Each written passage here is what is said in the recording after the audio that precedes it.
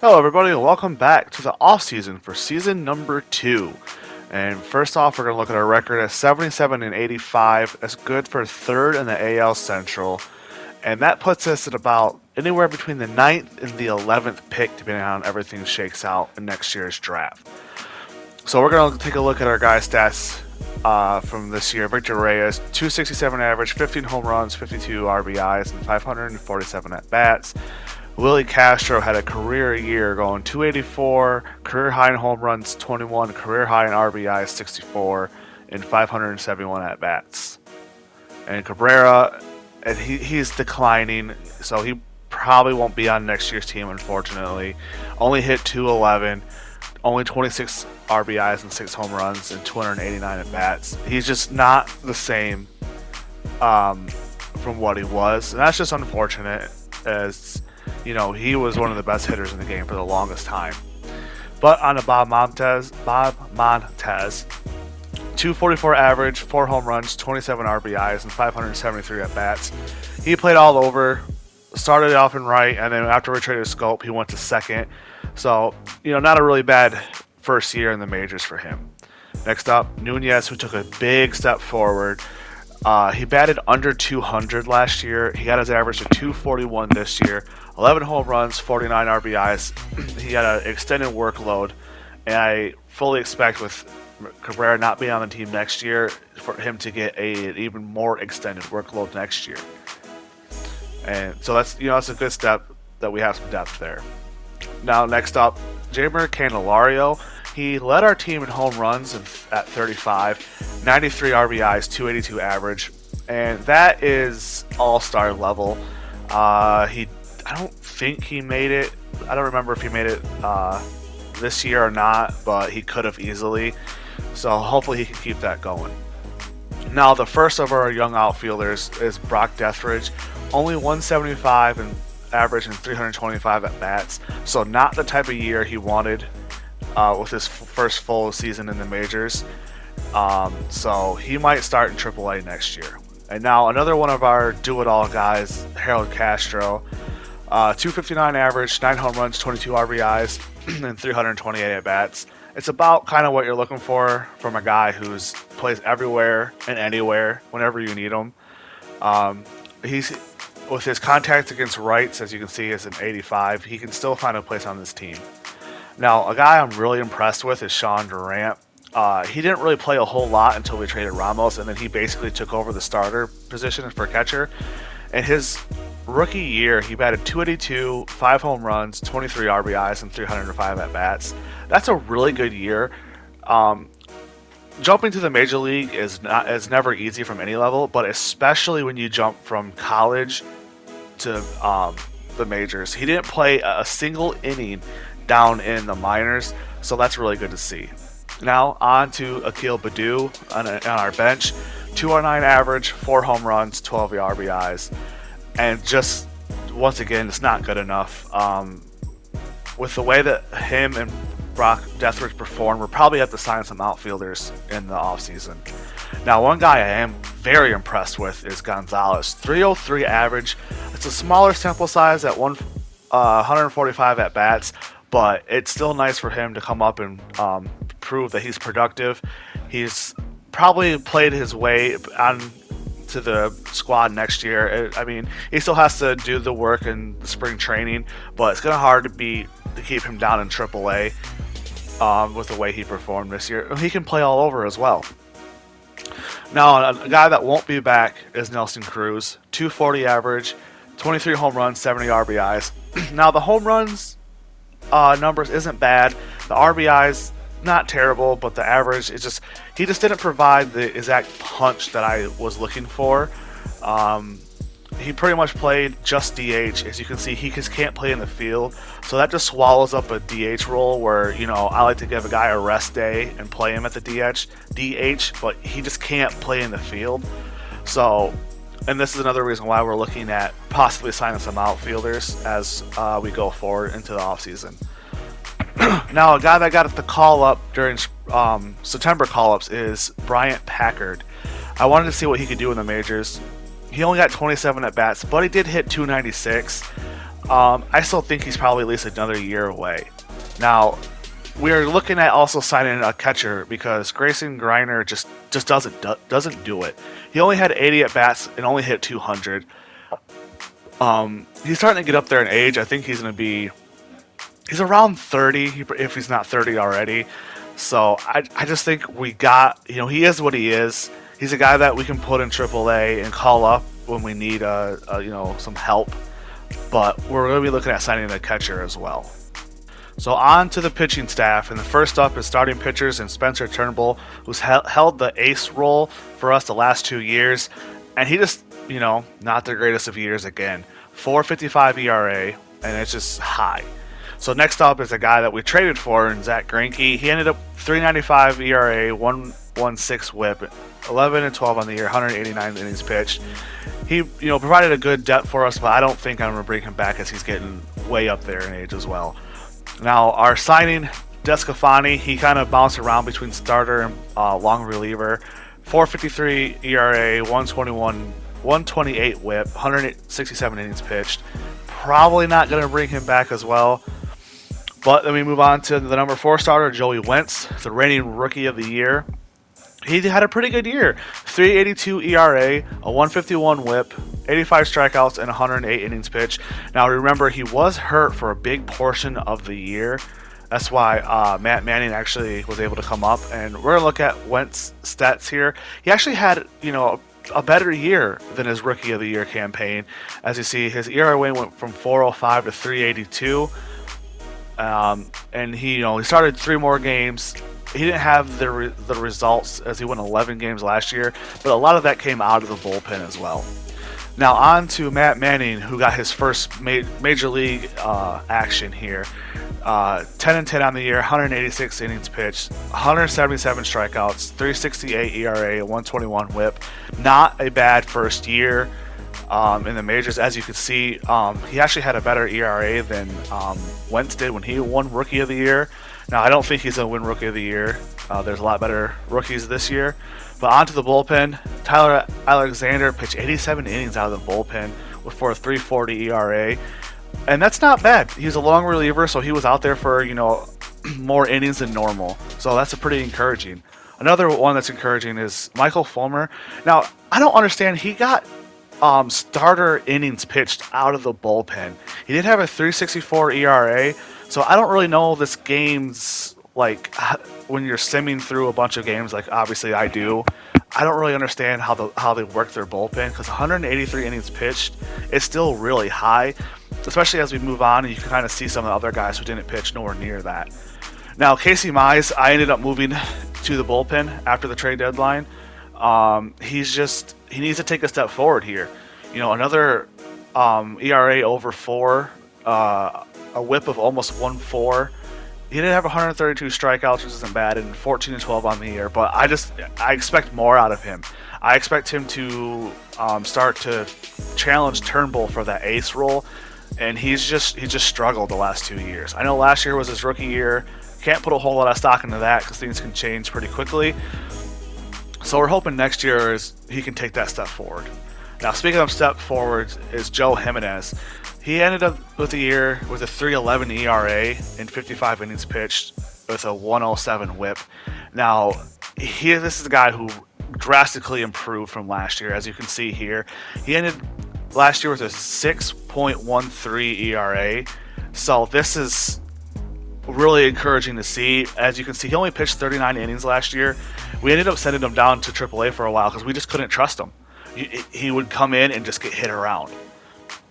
Now, Gerson Moreno is the star of the bullpen this year. 0.99 ERA. He only pitched 36 innings, and this is what I was talking about with Fulmer. Fulmer had 180 innings, and Gerson Moreno pitched very well. To only get 36 innings out of the bullpen is a little confusing to me. He had a 0.88 WHIP. He was just...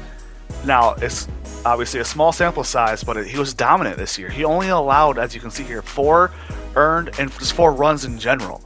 So I think he should have gotten some more run out of the bullpen. Now, next up is a guy we traded for, Nick Goody. He actually didn't pitch in the majors for the Yankees at all, so he only got in for 18 innings, and that's just another confusing thing. Is he should have pitched more because we had him for all of September, so I think he could have pitched a little bit more. But he finished with a 3.44 ERA, and now a guy that is. I'm really impressed with here is Gregory Soto. He was challenging with Aoki for the closer role. He started off really rocky, which allowed Aoki to slide in there and take over the closing role. But he ended the year with a 1.61 ERA, but again, a small sample size with only 28 innings pitched. He did have a little bit of a high whip, 1.29, so that maybe that would have balanced, the ERA would have gone up had he pitched more. But it's still nice to see, guys in the bullpen, which was a huge problem for us last year, is take a step forward. Now, Ernest Cabrera, he started off hot, and then he got bad. He got real bad. His ERA ballooned over a 6. So we set him down for a couple weeks, and then brought him back up for the September call-ups because he went down there, did what he needed to do. He seemed to fix something because he got his ERA down to a 5.33. Now, he only pitched 27 innings, but like I said, he was down there for a while in AAA. So hopefully he can continue this going into next year because he looks like he may have fixed something, maybe some of his delivery, or maybe he was tipping his pitches some way, but we kind of expect him to be a part of the bullpen next year. Now, Michael Aoki was awesome surprise. I didn't know what I was going to do in the closer role after Cisnero left. As you can see, he finished the year with 49 saves. A little bit concerning with 6 blown, but with the way our team kind of was, we didn't have all that great offense either. So he might have been, on shoestring leads with like one run or whatever. But he only had a 2.20 ERA, only allowed 15 runs on the year. So that's really good to see again. While some of our younger guys are still working their way through the AAA, that he can come up and nail down that closer role. Now here is the playoffs. As you can see, Tampa Bay's play in Minnesota to play the Yankees, Oakland against Cleveland, Atlanta against San Diego to play the Dodgers, and then St. Louis against the Mets. So we jump ahead, and the New York Mets sweep the New York Yankees. So we had an all New York World Series. The Mets took out St. Louis, Atlanta on their way. The Yankees took out Tampa Bay and Cleveland. And the Mets ended up taking the series, obviously 4-0, as you can see there. So the New York Mets are going to be your 2022 World Series champions. So we're going to jump into some of the postseason, or not the postseason, but the awards. And Yordan Alvarez wins MVP. Max Scherzer takes home the Cy Young for the American League. And Willy Adames wins the batting title. And as you can see, Yordan Alvarez was only .003 behind. And I wouldn't be surprised if Alvarez had won this. He would have won a triple crown as well. And as you can see, 48 home runs, 112 RBIs. Just amazing. Now, reliever of the year goes to Tyler Duffy from the Minnesota Twins. Rookie of the year is Alberto Ybarra, as a first baseman for the Houston Astros. Next up is Hank Aaron Award. That goes to Anthony Rendon. Gold Glove for pitcher is J.C. Cloney. Next up, the catcher is Salvador Perez. First base, Ken Grubb. Second base, David Fletcher. Third base, Gio Urshela. Shortstop is Nicky Lopez. Left field is Robbie Grossman. So it's nice to see him, he have a little bit of a bounce back here for the Yankees. Obviously, he played in the World Series with them. Center fielder is Luis Robert. And right fielder is Aaron Judge. Now we're going to move on to the Silver Sluggers. DH obviously is Yordan Alvarez. He had just an amazing year. Catcher is Sean Murphy for the Oakland Astros. First baseman is Luke Voit. Second base, David Fletcher here as well. Third base, Anthony Rendon. Shortstop, Xander Bogaerts. First outfielder is Franmil Reyes. Second outfielder, Jorge Soler. Third outfielder is Giancarlo Stanton. Postseason MVP is also Giancarlo Stanton. And then we're going to also check out the World Series MVP is Alex Verdugo, center fielder for the Mets. So after the season is officially over, we take at the Hall of Fame inductees, and there's only one name, Albert Pujols, as he decides to hang it up after an amazing career, so congrats to him. Now, first thing up in the offseason is we need a hitting coach, so we're going after Augustin Santiago here, up his pay a little bit just to make sure we get him signed.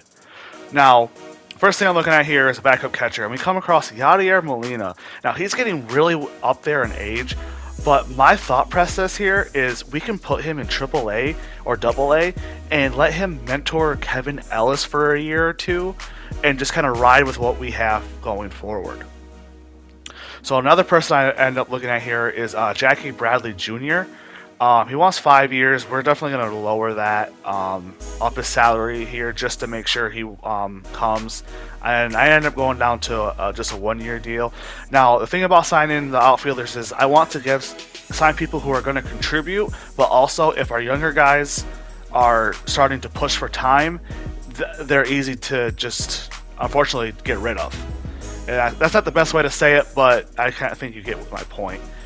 Now, I also wanted to add another starter, so I go to look at a one-time Tiger, Drew Smyly, and we're going to give him a 1 year deal. We're going to up his salary, just make sure he's interested in it, and that he'll lock down the fourth, fifth rotation spot, while our other guys still kind of develop, because we don't really have much after who we have now.